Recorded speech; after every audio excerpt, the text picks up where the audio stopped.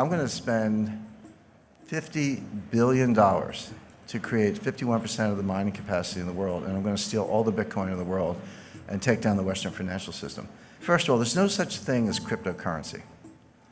There are 1,000 cryptocurrencies. In other words, you cannot speak generically about cryptocurrencies. Jim Rickards hates cryptocurrencies. That's not true. I really, really dislike Bitcoin, and I'll tell you why.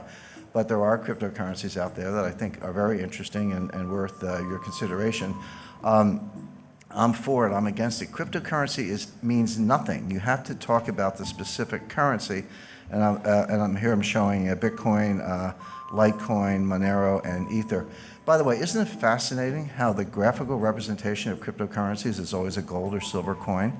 Bitcoin's gold and Litecoin's silver, Monero's both, and Ether is gold. I mean, what are they trying to say? I think that psychologically what they're saying is, well, this is nothing, but if we pretend it's a gold coin, then someone will buy it.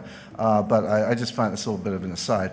But no, it's the same thing is true with fiat currencies. You can't be like or dislike fiat currencies generically. Some people do because they just hate central banks. I understand that. But it's a big difference between a Venezuelan bolivar and a euro. Big difference between a Zimbabwe dollar and a US dollar. So in other words, don't talk to me about cryptocurrencies. Tell me what specific one you want to talk about, and that's a more interesting conversation. I think it's really important because this field is so muddied, the conversation is so muddied, people not distinguishing between blockchain and currency, not distinguishing between different types of currencies, et cetera. I think we need to step back, take a deep breath, and be rigorous in our analysis and think about what we're actually talking about. There's no such thing as a blockchain. There are hundreds of blockchains. In other words, every currency, every token, every so-called smart contract, if you're using Ether, has a different blockchain. So there are at least hundreds, perhaps thousands of blockchains, new ones being created every day. So again, don't talk to me about blockchain. Tell me which specific blockchain you're talking about, because they're not all the same, and this is critical. The main difference, there are many differences in this blockchain technology, but the main difference is validation. Because remember, the whole idea of cryptocurrencies and blockchain and the original Bitcoin and what Satoshi Nakamoto came up with is that we're going to have a trustless system. We're not going to trust banks. We're not going to trust clearinghouses. We're not going to trust exchanges. We're not going to trust central banks. We're not going to trust anybody. We're going to have a decentralized system that a community can validate, and we don't have to rely on anybody in particular. That was the original idea. So the question is, what's your method of validation? And that's what distinguishes one blockchain from the other. So I've listed 4 of them here, but there are others. Proof of work, that's what blockchain uses. And you know what the work is? You gotta factor these, 87-digit prime numbers into prime factors. It's a lot of computer crunching, completely clunky, completely inefficient, non-sustainable. I'll talk about that in a second, but that's Bitcoin. There's something else called proof of stake, meaning this is what Ether is based on. You demonstrate that you have a certain percentage of the processing power, so you step up based on your stake. There's proof of space. Space is storage space on a hard drive, so I get to vote on the blockchain. I get to vote on validating the blockchain because I've decided to devote a certain amount of my hard drive to that process. There's a new coin called Space Mint. And then there's the Byzantine Agreement, or Byzantine Agreement. There's a version of that called the Federated Byzantine Agreement, which I personally think is the best, much more robust to some of the problems we're talking about, and there are others. But the point is, don't talk about blockchain. Say, okay, what's your governance model? What's your validation model, et cetera? And then ask yourself, is that sustainable? Is that robust? Will that resist an attack? Are your cryptocurrencies going to be stolen? These are the questions you have to ask yourself, and there are no generic answers. So I cannot emphasize enough. Coin by coin. I hate to use the word coin, whatever, token by token, blockchain by blockchain. Be rigorous and ask yourself what's sustainable. Now, Bitcoin, Ripple, and Ether, and some of these other cryptocurrencies, not all of them, but the best known are going to fail. When I say fail, they're going to, Bitcoin might have a $200 value as a token for criminals. I think criminals and terrorists might find a use case at about $200 per Bitcoin, but they're basically not going to be anywhere near where they are today. Why do I say that? I don't want to make a claim without backing it up. The first point is they're non-scalable. Transaction times are slow, and then when you say that to Bitcoin people, they go, aha, the Lightning Network is right around the corner. Lightning's going to, we'll see. They said that about segregated witness. They said that about some of these other solutions. They don't seem to get community support. They keep forking the Bitcoin, meaning one day you wake up and there's 2 blockchains instead of 1, or whatever happened to that whole idea that we weren't going to have inflation and we weren't going to pull new cryptos out of thin air. But these solutions, you have to understand what the solution is. So what they're saying is nobody has a solution for the inherent slowness, clunkiness, non-scalability of the original Bitcoin blockchain. There's no solution for that. So when you hear about solutions, what are they?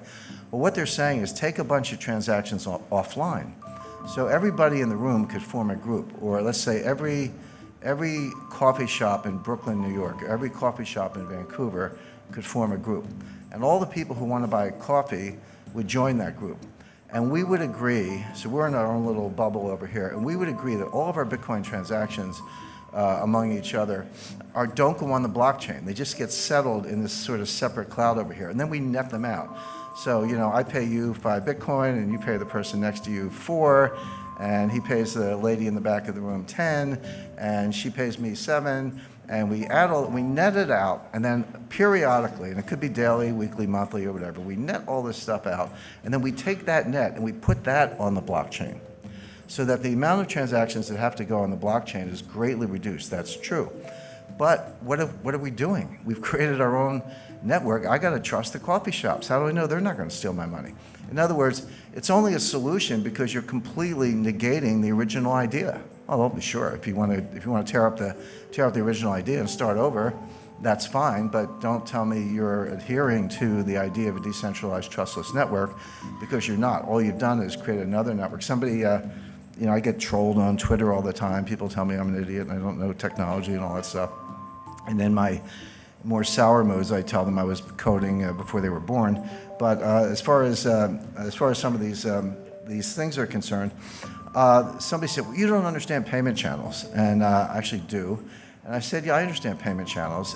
We had those in the 50s. They were called party lines, which is, you pick up the phone and someone's talking. You got to ask them to get off the phone so you could go. In other words, there was an AT&T network, at least in the United States, but other people could jump in on this little side thing. That's all it is. These are party lines. So that doesn't work. Non-sustainable. The energy usage to solve the problem and make the proof of work in Bitcoin is now greater than the annual energy output of Ireland. Imagine taking all the electricity used in Ireland in a year, and that's how much we have to use to crunch numbers. By the way, every applied mathematician will tell you that prime factoring is a trivial problem. It's like an uninteresting problem. But it takes a lot of computing power to do it because the numbers are so big and the possibilities are so great. So we're just wasting the entire electrical usage of Ireland. In a few years, it's going to be the entire electrical usage of Japan. Who in this room thinks that governments are going to allow Bitcoin miners to use as much electricity in a year as the entire country of Japan, the 3rd largest economy in the world? That's not going to happen. It's not going to happen. It's not very green. It's completely wasteful. In other words, it can't happen. So that's why I say it's non-sustainable. It's going to hit a wall. Non-regulated, I don't have to remind you of all the frauds, new ones popping up every day. It's not just exchanges. Exchanges are, how do exchanges work? I want to go to a Bitcoin exchange. Well, you got to go in, you got to open an account, just like Merrill Lynch or Charles Schwab, right? So, or Toronto Dominion. So you give me your name, your address, your social security number, your bank wire information, give them all that information, and then send them dollars. And they say, okay, you got some Bitcoin, here's your confirmation. Really? How do I know you didn't just take my dollars and send me a phony baloney confirmation? How do I know you're not, a Ponzi? You're using new money to pay off the old money. How do I know you're not Bernie Madoff with a computer engineering degree? How do I know you're not a bucket shop? How do I know any of those things? The answer is you don't. So good luck with that. Not to mention Bitcoin whales. They estimate there are 1,000 people who control 40% of the Bitcoin. Now you got millennials buying, 1/100th of a Bitcoin for, $10 or whatever the math is. $100. But you got these, I call them the whales, these 1,000 people who have 40% of all the Bitcoin. You don't think they have a big vested interest in keeping the price up? And you don't think they wash trade, do wash sales? So A sells to B for 10,000, B sells back for 11,000, A sells back for 12,000, B sells back for 13,000. This is called painting the tape. It's the oldest trick in the book. And there's no profit and loss because we're selling the same Bitcoin back and forth. But what we are doing is creating a ticker that gets the millennials, I shouldn't pick up millennials, 3 millennial children, but gets people all over the world, maybe a garage mechanic in South Korea took out a home equity loan or hawked his inventory, put his entire life savings into Bitcoin and has now been wiped out and is desperate and suicidal. That's what's going on. It's basically rich people stealing from the poor. Not a good business model in my view. And then finally, there's no use case other than criminals, terrorists, or tax evaders. Why is Bitcoin better than Visa unless you're a criminal? Now, if you're a criminal, I get it. If you're buying child pornography, you want to use the dark web and use some cryptos and all that. And if you try doing that with Visa, you'll probably get a call from the FBI. So I understand why it's good for criminals. But if you're not a criminal, if you're not a tax evader, if you're not buying child pornography, if you're not an arms dealer, if you're not a terrorist, then why is Bitcoin better than Visa? There's really no use case for it other than crime. And then it's not elastic. And this is important because there's a finite number of Bitcoins, 21 million Bitcoin. They're getting closer to that level every day. And everyone's like, this is a good thing because, you know, the problem with central banks is they print all this money and we're going to have inflation. By the way, we haven't had any inflation for the last 8 years. Separate issue. I'll come to that if we don't run out of time. But, you know, we hate central banks. They print too much money, blah, blah, blah. So we're going to cap the number of Bitcoin. But money supply has to be elastic. It can't be too elastic. The problem with central bank money is that it's too elastic. The reason, by the way, gold is such a good form of money is that it grows slowly. It grows at about the tempo of world growth. It grows at about the tempo of population growth. Not exactly, but close enough that it's the best form of money anyone's ever discovered. But the problem with Bitcoin, when you hit a hard stop, which they will, and the economy keeps growing, but you want to back it with Bitcoin, so here's your money supply and here's your economy, that's inherently deflationary, right? Because each Bitcoin's got to support more and more growth, meaning your Bitcoin is worth more in theory, but the problem is you never get there. Why? Because if you have a deflationary currency, there's no bond market. The money supply grows based on credit, based on loans, based on various forms of borrowing. The money supply is just a foundation, and the economy grows with credit. Nobody wants to borrow in a form of money that's going to be more expensive when you pay it back. I'm not talking about interest. That's always part of the equation. But I'm saying the money itself is worth more when you have to pay back the loan. No one's going to borrow on that loan, therefore no bond market, therefore no viable form of money. So these are all the reasons why this is going to hit the wall.